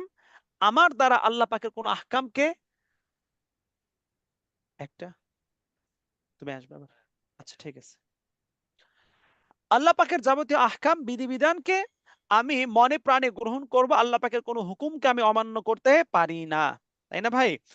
আমি যদি আল্লাহ পাকের আহকামকে মেনে নেই, আমি যদি আল্লাহ তাআলাকে এক বলে জানি, এক বলে মানি, আল্লাহকে যদি মহাব্বত করি, আল্লাহর প্রতি যদি সেই ইয়াকিন যদি আমি লালন করতে পারি, তো আল্লাহ তাআলার কোনো হুকুমকে আমি অমান্য করতে পারি না। এজন্য যে আমি আল্লাহ তাআলার একজন, আমি আল্লাহ পাকের একজন বান্দা, এবং আমি এমন বান্দা হতে চাই যেই বান্দা আল্লাহ তাআলার যাবতীয় আহকামকে মনে প্রাণে গ্রহণ করবে, আল্লাহ পাকের কোনো হুকুমের বিরুদ্ধে সে অবস্থান নিবে না। তো এই জন্য সত্যিকার ভাবে কালিমার অর্থ দাবিকে গ্রহণ করার অর্থই হলো যে একজন ব্যক্তি আল্লাহ তাআলা রব্বুল আলামিনের যাবতীয় আহকামকে মেনে নেবে। ঈমান গ্রহণের পরে, কালিমাতুত তাওহীদকে স্বীকার করার পরে আল্লাহ পাকের সমস্ত হুকুমকে অকপটে সে মেনে নেবে। কোনো হুকুমের ব্যাপারে তার কোনো এক্সকিউজ থাকবে না, তার কোনো কমপ্লেইন থাকবে না, তার কোনো ওজর আপত্তি থাকবে না। সবকিছুকে দিল, মন, প্রাণ থেকে সে শতভাগ বিশ্বাস করে নেবে। এবং নাম্বার 7 হলো যে পিছে আছে যে কালিমার অর্থ দাবির সামনে বশ্যতা স্বীকার করা। অর্থাৎ আমি নিজেকে আমি নিজেকে কালিমার যে অর্থ এবং দাবি যে আছে এর সামনে নিজেকে আমি সারেন্ডার করব। আমি আল্লাহ তাআলার সামনে নিজেকে এমন ভাবে আত্মসমর্পণ করব যে আমার নিজের কোনো চাওয়া, নিজের কোনো আকাঙ্ক্ষা, যেটা আল্লাহ তাআলার হুকুমের বাহিরে যাবে, আল্লাহ তাআলার চাওয়ার বাহিরে যাবে, সেইটাকে আমি কখনোই প্রশ্রয় দিব না। আমি তো আল্লাহ পাকের গোলাম, আমি তো আল্লাহ পাকের সামনে নিজেকে সারেন্ডার করেছি, আমি আল্লাহ তাআলার সামনে নিজেকে আত্মসমর্পণ করেছি। সুতরাং আমার কোনো ব্যক্তিগত কোনো এক্সকিউজ থাকতে পারে না, আমার ব্যক্তিগত কোনো ওযর আপত্তি থাকতে পারে না। আল্লাহর কোনো বিধান আমার মেমোরিতে সাপোর্ট করুক না করুক, আমার বুঝে আসুক না আসুক, আমার এটা মানে বোধগম্য হোক আর না হোক, আল্লাহ যেহেতু বলছেন আমাকে করতে হবে, আল্লাহ তাআলা আমাকে নির্দেশ দিয়েছেন এটা আমাকে করতে হবে, এ ব্যাপারে আমার কোনো ব্যক্তিগত কোনো ধরনের ওযর আপত্তি থাকা যাবে না। আল্লাহ যা বলেছেন আমাকে মানতে হবে। এটা আমার বুঝে আসুক না আসুক, এটা আমার মেমোরিতে সাপোর্ট করুক না করুক, আল্লাহ বলেছেন আমি মানব। এভাবে নিজেকে আল্লাহ তাআলার কাছে নিজেকে সারেন্ডার করতে হবে। যে ব্যক্তি নিজেকে যত বেশি আল্লাহ তাআলার কাছে অনুগত বান্দা হিসেবে, আল্লাহ তাআলার কাছে নিজেকে যত বেশি সারেন্ডার করবে, ওই ব্যক্তি আল্লাহ তাআলার তত বেশি প্রিয় বান্দা হতে পারবে। আর যে ব্যক্তি আল্লাহ তাআলার হুকুম আহকাম মানতে গিয়ে যত ওযর আপত্তি পেশ করবে, ওই ব্যক্তি আল্লাহ তাআলা আনুগত্য থেকে তত দূরে সরে যাবে। এজন্য আমি আপনি যদি আল্লাহ তাআলার আব্দুন মুতিউন হতে চাই, আল্লাহ তাআলার অনুগত বান্দা হতে চাই, তাহলে আমাদেরকে জীবনের সবটুকু দিয়ে আল্লাহ তাআলার সামনে নিজেকে বিসর্জন দিতে হবে, আল্লাহ তাআলার হুকুমের সামনে নিজেকে সারেন্ডার করতে হবে। আল্লাহর যখন যা নির্দেশ আমি তা মানতে বাধ্য, আমি তা মানতে কি বাধ্য। বাধ্য। বিষয়টা বুঝতে পারছেন ভাই? এভাবে আলহামদুলিল্লাহ যদি আমরা উস্তাদ। নিজেকে আল্লাহ তাআলার সামনে সারেন্ডার করতে পারি, তাহলে আমি আপনি আল্লাহ তাআলার অনুগত বান্দা হিসেবে পরিণত হতে পারবো ইনশাআল্লাহ। এই ছিল আমাদের আজকের আলোচনা যে কালিমাতুত তাওহীদের ৭টি শর্ত। এই ৭টি শর্ত সহকারে যদি আমি আপনি কালিমাতুত তাওহীদকে ধারণ করতে পারি, গ্রহণ করতে পারি, দেন আমরা সাকসেসফুল হব ইনশাআল্লাহ বিইজনিল্লাহ, এবং আল্লাহ পাক আমাদেরকে নাজাত ও পরিত্রাণ দান করবেন। আর আমরা যদি এই ধরনের শর্তগুলোকে এভয়েড করে জাস্ট মুখে মুখে কালিমা বললাম, এরপরে আমরা সেকুলারিজমের প্রবক্তা হলাম, এরপরে আমরা মানে ইসলাম ও কোরআনের বিরুদ্ধে আমরা কথা বললাম, আল্লাহ ও তার রাসূলের বিরুদ্ধে আমরা অবস্থান নিলাম, কোরআনের সাথে সাংঘর্ষিক রুলস ও লকে আমরা সাপোর্ট করলাম, এটা কখনো পূর্ণাঙ্গ মুমিন মুসলমানের বৈশিষ্ট্য হতে পারে না। বিষয়টা বুঝতে পারছেন ভাই? তো জি পুরো ক্লাসে আলহামদুলিল্লাহ। সামারিটা বলছি যে আজকের দার্সে আমরা আলোচনা করেছি কালিমাতুত তাওহীদ। এখানে দুটি শব্দ, কালিমাতুন শব্দ বাক্য বা জবান থেকে যা উচ্চারিত হয় তাকে কালিমা বলা হয়। আর সাধারণত আমাদের সমাজে বা আমরা মুসলিম সোসাইটিতে কালিমা বলতে কালিমাতুত তাইয়্যিবা লা ইলাহা ইল্লাল্লাহ মুহাম্মাদুর রাসূলুল্লাহকে বুঝে থাকি। আর তাওহীদ শব্দের অর্থ জাআলু শাই ওয়াহিদান, কোন একটি জিনিসকে একক হিসাবে জানা বা নির্ধারণ করা। আর কালিমাতুত তাওহীদ এটা হলো কালিমাতুত তাইয়্যিবার অপর নাম। কালিমাতুত তাওহীদের ৭টি শর্ত রয়েছে। সংক্ষেপে বিস্তারিত আপনারা জানলেন, সংক্ষেপে এতটুকু। ইলমুন অর্থাৎ এর অর্থ দাবি জানতে হবে। ২ নাম্বার ইয়াকিন অর্থাৎ কালিমাতুত তাওহীদের যে অর্থ এবং এর যে দাবি এটাকে দৃঢ়ভাবে মনে প্রাণে বিশ্বাস করতে হবে। ৩ নাম্বার ইখলাস অর্থাৎ পূর্ণ ইখলাসের সাথে একনিষ্ঠভাবে এটাকে গ্রহণ করতে হবে, কোনো ধরনের শিরক বা রিয়া থাকা যাবে না। ৪ নাম্বার সিদক অর্থাৎ কালিমার অর্থটাকে সত্য হিসেবে জানতে হবে, এটাকে মিথ্যা আরোপ করা যাবে না। ৫ নাম্বার সাব্যস্ত সত্তাকে মহাব্বত করতে হবে তথা আল্লাহ তাআলাকে মহাব্বত করতে হবে, আল্লাহর রাসূলকে মহাব্বত করতে হবে, তাদের প্রতি বিদ্বেষ পোষণ করা যাবে না। ৬ নাম্বার ইনকিয়াদ তথা কালেমা সাব্যস্ত সত্তার প্রতি নিঃশর্ত আনুগত্য প্রদর্শন করতে হবে, কোনো আনুগত্য প্রকাশ করতে গিয়ে কোনো ধরনের ওজর আপত্তি পেশ করা যাবে না। ৭ নাম্বার কবুল, আল্লাহ পাক রব্বুল আলামিনের পক্ষ থেকে যখন যা আহকাম, যা বিধান আসবে এসেছে, সবকিছুকে আমি সানন্দে কোনো ধরনের শর্ত ছাড়া আমি সবগুলোকে মেনে নিব। এটা হচ্ছে ৭ নাম্বার পয়েন্ট। এই ৭টি হলো কালিমাতুত তাওহীদের শর্ত। যদি আমি আপনি এই ৭টি শর্ত মানতে পারি, তো ইনশাআল্লাহ আমি আপনি আল্লাহ পাক রব্বুল আলামিনের নিকটে আল্লাহ চাহে তো পূর্ণাঙ্গ তাওহীদবাদী হিসাবে, তাওহীদের ধারক বাহক হিসাবে আমি আপনি নিজেকে প্রস্তুত করতে পারবো। আল্লাহ তাবারক ওয়া তাআলা আমাদের সবাইকে পূর্ণাঙ্গ রূপে কালিমাতুত তাওহীদ নিজেদের মধ্যে ধারণ করার, কালিমাতুত তাওহীদ এর ধারক বাহক হওয়ার, কালিমাতুত তাওহীদের ঝান্ডাদারী হওয়ার আল্লাহ পাক আমাদের সবাইকে তৌফিক নসিব করুন। এই ছিল আমাদের আল্লাহুম্মা আজকের আমিন। দার্স। আপনারা চাইলে লিভ নিতে পারেন। আর একান্ত যদি প্রশ্ন থাকে, আচ্ছা একটা প্রোগ্রাম আছে আবার, আচ্ছা জাস্ট ৫ মিনিট সময়, একান্ত যদি রিলেটেড কোনো প্রশ্ন থাকে সেটা আপনারা করতে পারেন ইনশাআল্লাহ। জাস্ট 5 মিনিটস সময়। আর আপনারা চাইলে লিভ নিতে পারেন ইনশাআল্লাহ। ২-৩ টা শর্ত কাছাকাছি, একটু কাছাকাছি মনে হচ্ছে আরকি। মানে পয়েন্টগুলো এরকম যে এই পয়েন্টগুলোকে অন্য ওলামা ইকরাম আলোচনা করতে গিয়ে হয়তো ৭ টা পয়েন্টকে কেউ ৫ টার মধ্যে অন্তর্ভুক্ত করেছেন, কেউ বা ৩ টার মধ্যে নিয়ে আসছেন। মানে কিছু কাছাকাছি পয়েন্ট আছে যে একটাকে আরেকটার মধ্যে ইনক্লুড করা যাবে। একটাকে আরেকটার মধ্যে অন্তর্ভুক্ত করা যাবে আরকি, এরকম। আল্লাহু আকবার। উস্তাদ, আপনি যদি অনুমতি দেন আমি একটা কোশ্চেন করি। জি জি বলুন। উস্তাদ, এই যে যারা আমাদের আহ মুসলিম ভাইদের ধর্ম থেকে সরে যাওয়ার জন্য তারা উৎসাহিত করছে বা তাদের পড়াশোনায় করে তারা ধর্ম থেকে ত্যাগ করছে, তাদের বিরুদ্ধে ইসলামের আহ নির্দেশটা কি? মানে যারা মুসলিমকে ইসলাম থেকে দূরে সরানোর পায়তারা করছে তাদের জি ব্যাপারে জি জি উস্তাদ, দেখুন, উক্তিটা কি? প্রথমত বিষয় হলো যে এখানে হুকুম বলতে আপনাকে এখন প্রশাসনিক দিক থেকে বিষয়টা আলোচনা করতে হবে, তাই না? তো এই বিষয়টা হলো এরকম যে যে দেশে ইসলামী খেলাফা কায়েম আছে, যে দেশে ইসলামী খেলাফা প্রতিষ্ঠিত আছে, সেই জায়গার আমি রুলসটা বলবো।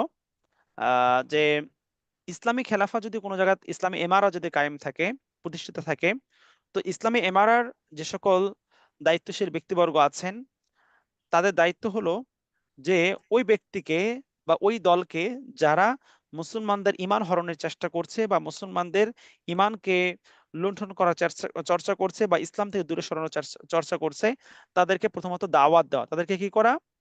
দাওয়াত দাও। প্রথমত দাওয়াত দেওয়া। তারা কেন এই কাজগুলো করতেছে, তাদের কাছে ইসলামকে সঠিকভাবে প্রেজেন্ট করা, সঠিকভাবে ইসলামকে তাদের সামনে উপস্থাপন করা। তাদের যেই ওজর বা প্রশ্নগুলো আছে সেগুলোকে আপনার মানে সলভ করার চেষ্টা করা, তাদের অভিযোগের বিষয়গুলোকে এগুলোকে সমাধান করার চেষ্টা করা। এভাবে 2-3 দিন পর্যন্ত তাদেরকে বোঝানো হবে, বোঝার সুযোগ দেওয়া হবে। এরপরেও যদি তারা না বোঝে তখন তাদেরকে শাস্তির আওতাভুক্ত করা এবং ইসলামী এমারা তাদেরকে শাস্তি প্রদান করবেন। তাদের কি করবেন? শাস্তি প্রদান শাস্তি করবেন, প্রদান। কারাবন্দী করবেন এবং তাদের অবস্থা ভেদে সিচুয়েশন বুঝে এক একজনকে এক এক রকম শাস্তি প্রদান করবেন। যদি কেউ মুরতাদ হয়ে থাকে, মুরতাদ যদি হয় যে সে আগে মুসলিম ছিল এরপরে সে মুরতাদ হয়ে গিয়েছে, তাকে সুযোগ দেওয়া, বুঝানো। এরপরে যদি সে ফিরে না আসে, তার ব্যাপারে ইসলামী ইমারা যেখানে প্রতিষ্ঠিত আছে তার শিরোচ্ছেদ করে দেওয়ার নির্দেশ রয়েছে। বুঝতে পারছেন ভাই? জি উস্তাদ। এরকম আর কি, এই হচ্ছে বিষয়। বাকি আমাদের বাংলাদেশের প্রেক্ষাপটে যেহেতু আমাদের দেশে ইসলামী এমারা নেই, এজন্য আমাদের উচিত আমরা যারা ধর্মপ্রাণ মুসলিম ভাইয়েরা রয়েছি যে আমাদের সামাজিক প্রতিরোধ গড়ে উঠানো। যারা এই সকল অপকর্মের মধ্যে লিপ্ত আছে তাদের কাছে আমরা মানে ইভেনচুয়ালি গিয়ে আমরা দাওয়াত পৌঁছানোর চেষ্টা করব। দাওয়াত দেওয়ার পরে তারা যদি সরে না আসে, তারা যে সকল জায়গাতে এই কাজগুলো করতেছে ওই সকল এলাকার সাধারণ মানুষদেরকে বোঝানো, মুসলিমদেরকে বোঝানো, বা যে প্রতিষ্ঠানের মধ্যে তারা এই কাজগুলো করতেছে সেখানকার মুসলিম ভাইদেরকে তাদের সেই দুষ্কৃতি, তাদের সেই চক্রান্ত সম্পর্কে সচেতন করা এবং সামাজিক প্রতিরোধ গড়ে তুলে তাদেরকে প্রতিহত করার চেষ্টা করা, এই আর কি। জি উস্তাদ। জি। So, আমি জুলাই মান্থের ক্লাস মিস করেছে, আগস্টে অ্যাডমিট হয়েছিলাম। এখন কি শুধু পিডিএফ পড়লে কমন পাবো নাকি রেকর্ড দেখা লাগবে? দেখুন আপনি মোটামুটি আশা করা যায় যে পিডিএফ পড়লে হয়ে যাবে। তবে যদি কখনো কোনো জায়গায় আপনার রেকর্ড শোনার প্রয়োজন বোধ করেন সেক্ষেত্রে আপনি ওই ক্লাসটা রেকর্ড দেখে নিতে পারেন। বাট আই থিঙ্ক আমাদের আকীদার দার্সের মধ্যে, ফিকহের দার্সের মধ্যে যে বিষয়গুলো আলোচনা করা হয়, যেহেতু আমাদের বই রয়েছে আর আমাদের প্রশ্নগুলো কোনো প্রশ্নই এক্সামের জন্য যদি আপনি ভাবেন, তাহলে আমি আপনাকে এটা ইনশিওর করব যে এক্সামের কোনো কোয়েশ্চেন, কোনো প্রশ্ন আপনার এই আমাদের আলোচিত যে সকল মডিউলগুলো আছে এই সবগুলো আমাদের বইয়ের মধ্যে রয়েছে। এই বইয়ের বাহির থেকে কোনো প্রশ্ন আসবে না, কোনোটাই বইয়ের বাহির থেকে প্রশ্ন আসবে না। আচ্ছা, আপনারা নেক্সট ক্লাসে আমাকে একটু কাইন্ডলি স্মরণ করে দিন।